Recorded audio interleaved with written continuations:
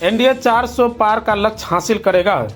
बासोपट्टी में चुनावी सभा को संबोधित करते हुए लोजपा राष्ट्र अध्यक्ष चिराग पासवान ने कहा, देश के यशस्वी पीएम नरेंद्र मोदी जी के नेतृत्व में एनडीए 400 पार का लक्ष्य हासिल करेगी और विकसित भारत के संकल्प को पूरा करने की दिशा में मजबूती से कदम बढ़ाएगी। उक्त बातें उच्च विद्यालय बासोपट्टी के खेल मैदान में चुनावी सभा के दौरान संबोधित करते हुए लोजपा राष्ट्र अध्यक्ष चिराग पासवान ने कही। तीसरी चरण में झंझारपुर लोकसभा क्षेत्र में प्रचार प्रसार के अंतिम दिन एनडीए प्रत्याशी राम प्रतीक मंडल के पक्ष में सभा को संबोधित करते हुए कहा कि बहुत ही गर्व की बात है कि भारत सबसे बड़ी 5वीं अर्थव्यवस्था बना है। यह पीएम नरेंद्र मोदी जी का देन है। अर्थव्यवस्था मजबूत होने के बाद हर क्षेत्र में आर्थिक विकास होती है। करीब 2500 करोड़ गरीब लोग गरीबी रेखा से बाहर हुए हैं। पीएम ने हर गरीब परिवार के लिए कई योजनाएं संचालित किए हैं। झंझारपुर लोकसभा क्षेत्र के आम जनताओं से एनडीए प्रत्याशी के पक्ष में मत देने की अपील किया। कहा कि पीएम ने देश के महिलाओं के सम्मान के लिए एवं महिला के स्वास्थ्य की चिंता करते हुए हर घर में शौचालय का निर्माण करवाया। करीब 81 करोड़ लोगों को मुफ्त में अनाज दिया। आयुष्मान योजना के तहत 5 लाख तक का मुफ्त इलाज करवाने के लिए सुविधा दिया है। हर दिशा में पीएम ने बेहतर प्रयास किया है। जब हर जिला, प्रखंड, पंचायत एवं हर गांव का विकास होगा तभी विकसित देश बनेगा। इस दिशा में सरकार कार्य कर रही है। आने वाले 2047 तक भारत विकसित देश बनेगा, इस पर प्रयास चल रही है। राष्ट्र अध्यक्ष ने विपक्षी दलों के नेता पर निशाना साधते हुए कहा कि वे लोग सुनियोजित तरीके से जमीन जायदाद हड़पने के लिए एवं गरीबों का हक छीनने के लिए तैयारी कर रही है। राजद, कांग्रेस एवं उनके घटक दल पर निशाना साधते हुए सभा को संबोधित किया। कहा कि अयोध्या में भगवान श्री राम करीब 500 साल से टेंट के नीचे रह रहे थे। आज पीएम ने अपने शक्ति से भव्य श्री राम मंदिर बनवाया। जब केंद्र में फिर से सरकार बनी तो इसी तरह माता सीता की धरती पर भी मंदिर का निर्माण होगा। पीएम ने गरीब कल्याण के लिए बहुत सारे कार्य को किया है। देशवासियों के हित के लिए उन्होंने काफी प्रयास किया है। चिराग के साथ जदयू प्रदेश अध्यक्ष उमेश कुशवाहा ने सभा को संबोधित करते हुए एनडीए प्रत्याशी के पक्ष में मत देने का अपील किया। मौके पर विधायक अरुण शंकर प्रसाद, एनडीए प्रत्याशी रामप्रीत मंडल सहित अन्य लोग मौजूद थे। और इस मंच पर एनडीए के लोकप्रिय जनप्रिय प्रत्याशी आदरणीय श्री रामप्रीत मंडल जी, मंच पर उपस्थित जनता दल यू के प्रदेश अध्यक्ष आदरणीय श्री उमेश कुशवाहा जी, लोजपा, भाजपा, जदयू, हम और उपेंद्र कुशवाहा जी के पार्टी के सभी जिला अध्यक्ष महोदय, प्रखंड अध्यक्षगण और इस मंच पर उपस्थित संचालनकर्ता श्री संजय महतो जी, अध्यक्षता कर रहे लोक जनशक्ति पार्टी के जिनको जब तीर पर आप बटन दबाएंगे तो दिल्ली में कमल खिलेगा और आदरणीय नरेंद्र मोदी जी तीसरी बार भारत के प्रधानमंत्री बनेंगे। जब तीर पर आप यहाँ बटन दबाएंगे तो भारत दुनिया की तीसरी अर्थव्यवस्था बनेगी। जब यहाँ तीर पर आप 7 तारीख को बटन दबाएंगे तो केवल दिल्ली में कमल नहीं खिलेगा बल्कि तीसरी बार नरेंद्र मोदी जी भारत के प्रधानमंत्री होंगे और 2047 तक हमारे सभी आदरणीय नेता मिलकर, सभी अलायंस के नेता मिलकर इस भारत को दुनिया का महाशक्ति बनाने का जो संकल्प लिया है, ऐसे लोग एक तरफ, दूसरी तरफ छद्म भेष में इंडिया अलायंस के लोग रूप बदल बदल कर आते हैं, प्रत्याशी बदल बदल कर आते हैं। आज उन्हें प्रत्याशी नहीं मिल रहा है, भाजपा से उधार लिया है प्रत्याशी। इस धर्म युद्ध में अपना होता है न पराया होता है। जो सामने आ जाए, जो हमारे विरोध में आ जाए, उसको तीर से छलनी करके कमल खिला देना है। दिल्ली के अंदर आज आवश्यकता इस बात की है कि इस खजौली विधानसभा में हम 30,000 से अधिक वोटों से बढ़त कैसे बनाएंगे, इसके लिए एक एक वोट तीर पर बटन दबा कर देना पड़ेगा। आज इसीलिए आदरणीय नीतीश कुमार जी ने 40 की 40 सीट जीतने का संकल्प लिया है। डबल इंजन की सरकार इस बिहार के अंदर चल रही है। 2000 के पहले, 2005 के पहले आप याद कर लीजिए किस प्रकार से राजनी, लूट, हत्या, बलात्कार की घटना सरेआम हो रही थी। 2005 में जब आदरणीय नीतीश कुमार और सुशील कुमार मोदी की जोड़ी जब बिहार के अंदर संभालती है सत्ता, तो इन 18 वर्षों में बिहार की दिशा और दशा बदल गया। जो हम 8 और 10 घंटे में जिला से पटना जाते थे, आज 5 घंटे के अंदर, 4 घंटे के अंदर, 3 घंटे के अंदर हम आज पटना पहुंच रहे हैं। ये देन अगर किसी का है तो नीतीश कुमार जी, नरेंद्र मोदी जी, चिराग पासवान जी, उपेंद्र कुशवाहा जी, आम के जीतन राम मांझी जी, ऐसे हमारे जो नेतृत्व करता है, उनके नेतृत्व के बदौलत ये संभव हुआ है। आगे आने वाले समय में कठिन समय है। इस बिहार को अगर बचाना है, माता पिता की सरकार जब 15 साल तक रही थी तो बिहार बदहाल हो गया था। आज बिहार पटरी पर आया है। आज बिहार देश के अंदर तेज गति से विकास करने वाले राज्यों में शुमार है। इस बिहार को आगे बढ़ाने के लिए झंझारपुर से आदरणीय प्रत्याशी रामप्रीत मंडल जी को तीर पर बटन दबाकर दिल्ली में कमल खिलाने के लिए, आदरणीय नरेंद्र मोदी जी को प्रधानमंत्री बनाने के लिए हम सब आज संकल्पित हो और परसों 7 तारीख को पहले मतदान तब जलपान, ये निर्णय करके हम लोग यहाँ से जाएंगे। आदरणीय चिराग पासवान जी यहाँ आ चुके हैं, हमारे बीच हैं। मैं आपका अधिक समय न लेते हुए अपने सभी मंचासीन नेताओं का इस गिरजा कलालेश्वर और विश्वामित्र की इस धरती पर बासोपट्टी में उनका हार्दिक अभिनंदन और स्वागत करते हुए अपनी वाणी को यही विराम देता हूँ। भारत माता की, भारत माता की, नरेंद्र मोदी जिंदाबाद, नरेंद्र मोदी जिंदाबाद। कहा जाता है कि झंझारपुर कभी ये मिथिला राज्य का राजधानी हुआ करता था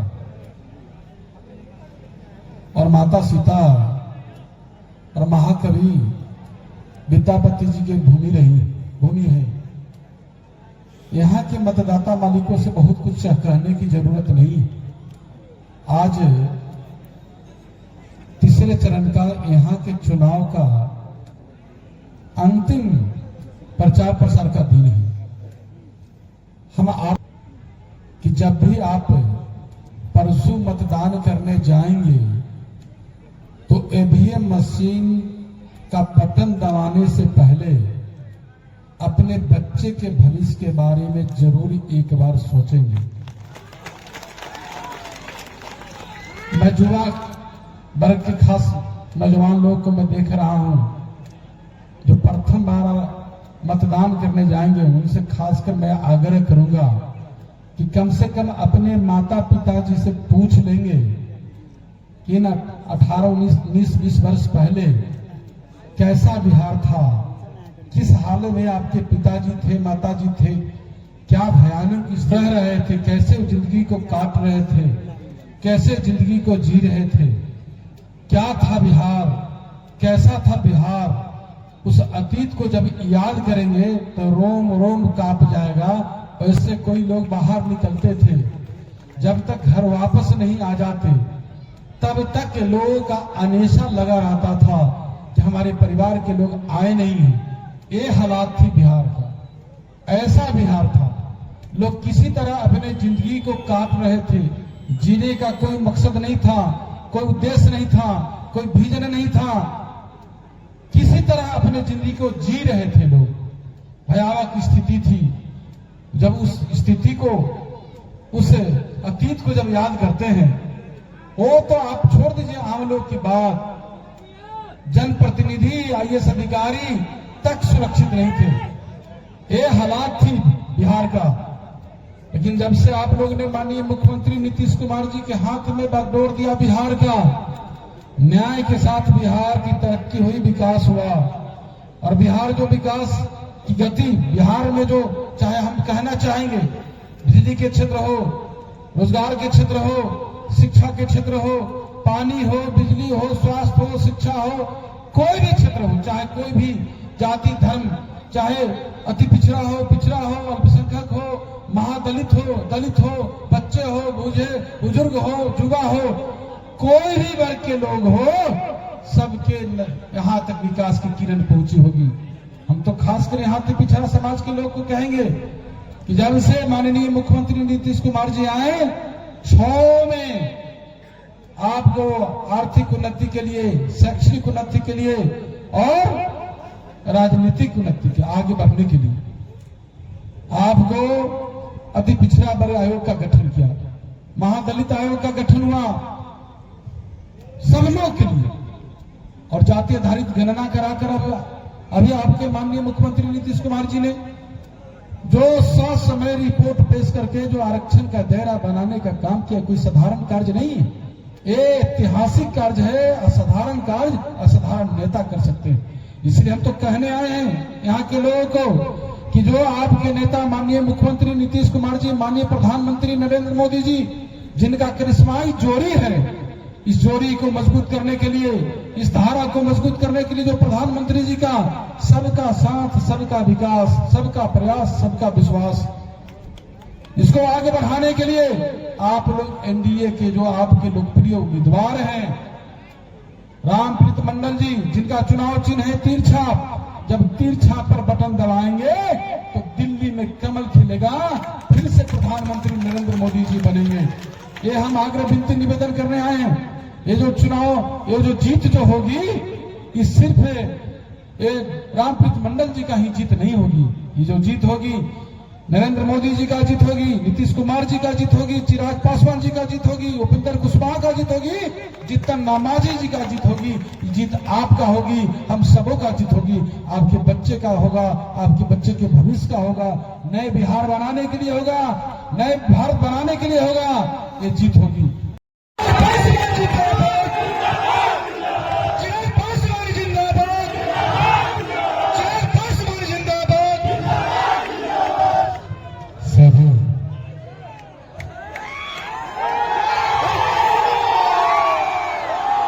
इस हमारे मंच पर मौजूद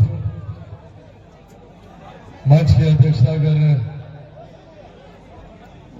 अनुपम राजा जी, मौजूद इस सम्मानित मंच पर संजय महतो जी, मौजूद इस सम्मानित मंच पर माननीय विधायक श्री अरुण शंकर प्रसाद जी, मौजूद इस सम्मानित मंच पर लोक जनशक्ति पार्टी रामविलास के हमारे प्रखंड अध्यक्ष दीपक चौधरी जी, मौजूद यहाँ पर हमारे प्रदेश के महासचिव संजय पासवान जी, मौजूद इस सम्मानित मंच पर लोक जनशक्ति पार्टी रामविलास के प्रदेश के महासचिव विजय पासवान जी, मौजूद इस सम्मानित मंच पर दल यूनाइटेड लोक जनशक्ति पार्टी रामविलास हिंदुस्तानी अवाम मोर्चा और राष्ट्रीय लोक मोर्चा के हमारे तमाम वरिष्ठ पदाधिकारी साथी, मौजूद यहाँ पर हमारे गठबंधन के तमाम मजबूत कार्यकर्ता साथी, मौजूद यहाँ पर प्रेस मीडिया के तमाम पत्रकार साथी, आदरणीय बुजुर्गों, माताओं, बहनों, मेरे तमाम नौजवान युवा साथियों, सबसे पहले आप सबको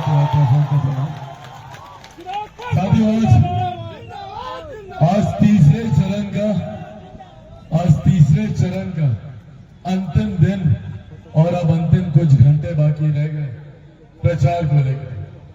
इससे पहले देश भर में 2 चरण का मतदान हो चुका है और इन 2 चरण के मतदान में जो जानकारी सामने आई है, वो जानकारी आप लोगों के साथ आज यहां साझा करने आया हूं। इस 2 चरण के मतदान के बाद एक बात तय है, एक बात स्पष्ट है कि हमारे मौजूदा प्रधानमंत्री आदरणीय नरेंद्र मोदी जी तीसरी बार देश के प्रधानमंत्री बनने जा रहे हैं, इसमें कहीं कोई संदेह नहीं। तो साथियों, जब ये बात तय है कि हमारे प्रधानमंत्री तीसरी बार देश के प्रधानमंत्री बनने जा रहे हैं, तो ऐसे में हम लोगों की जिम्मेदारी बढ़ जाती है, हम लोगों की जवाबदेही बढ़ जाती है।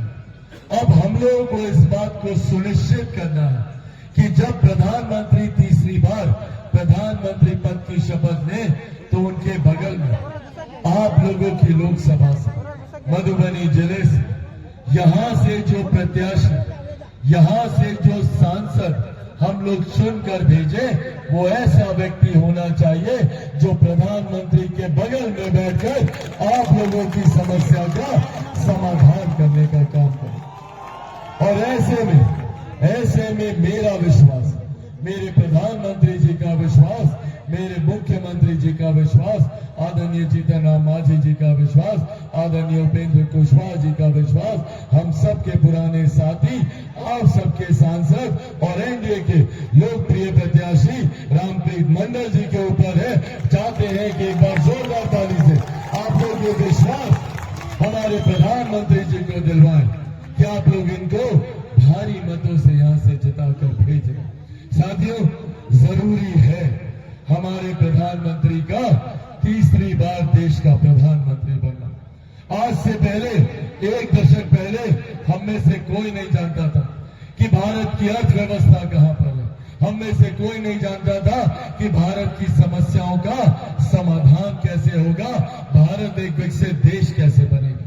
पर इन 10 सालों में हमारे प्रधानमंत्री ने न सिर्फ भारत को एक विकसित देश बनाने का लक्ष्य तय किया, बल्कि भारत की अर्थव्यवस्था को मजबूत कर हम लोग की मूलभूत जरूरतों के अभाव को दूर कर उस दिशा में कार्य करने का भी काम कर रहे हैं।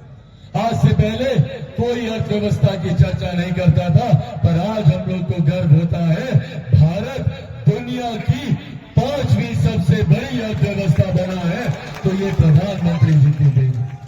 साथियों, जब अर्थव्यवस्था मजबूत होती है तो हर राज्य का राजस्व बढ़ता है, हर क्षेत्र का आर्थिक विकास होने लगता है, हर गरीब व्यक्ति के हाथ में ज्यादा कमाई आने लगती है, हर गरीब व्यक्ति के पास वो मुख्य धारा के साथ जुड़ने लगता है, प्रति व्यक्ति आय में इजाफा होने लगता है। और इसी का परिणाम है कि देश भर में पिछले 10 सालों में 25 करोड़ लोग मुख्य धारा के साथ जुड़ने का काम किए हैं, गरीबी रेखा से बाहर निकलने का काम किया। ये एक बड़ी आबादी है 25 करोड़ लोगों की जो गरीबी रेखा से बाहर निकले। कल को हम लोग भी गरीबी रेखा से बाहर निकलने के लक्ष्य को प्रधानमंत्री जी के साथ मिलकर तभी तय कर पाएंगे जब हर लोकसभा में प्रधानमंत्री जी की सोच को साधने वाले सांसद केंद्र में, भारत की संसद में उनके हाथ को मजबूत करने का काम करें। और छोटी छोटी जरूरत है, पर सोचिए कितनी जरूरत है इन कार्यों को धरातल पर उतरने की। महिलाओं के लिए आज से पहले किसी प्रधानमंत्री ने चिंता नहीं की, आज उनके सम्मान की चिंता करते हुए प्रधानमंत्री जी ने बहुत छोटी पर उस महिला के लिए सबसे ज्यादा जरूरी जरूरत को पूरा करने का काम किया, शौचालय बनवाना। आज महिलाओं के स्वास्थ्य की चिंता कर उज्ज्वला योजना देने का काम किया। ये वो बुनियादी जरूरत है जो आने वाले दिनों में हम लोगों को मुख्य धारा के साथ जोड़ने का काम करेगी। आज कोई गरीब परिवार, कोई गरीब व्यक्ति आर्थिक अभाव में इलाज से वंचित न रह जाए। हमारे प्रधानमंत्री जी ने आयुष्मान योजना के तहत हर गरीब व्यक्ति को 5 लाख रुपए तक का मुफ्त इलाज देने का प्रावधान किया। ये सोच